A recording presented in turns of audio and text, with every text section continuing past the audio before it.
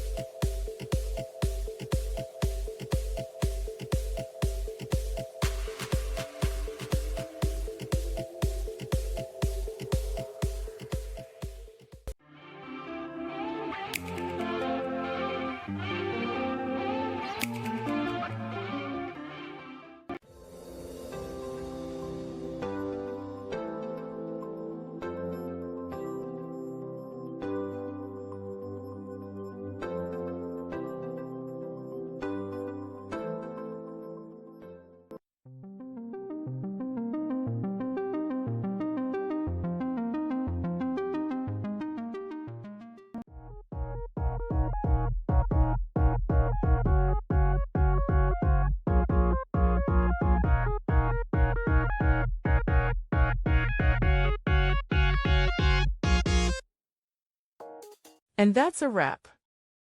I hope you found the answer you were looking for.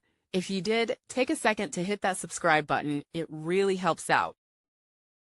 And let me know in the comments which solution worked best for you. See you next time in the debug zone.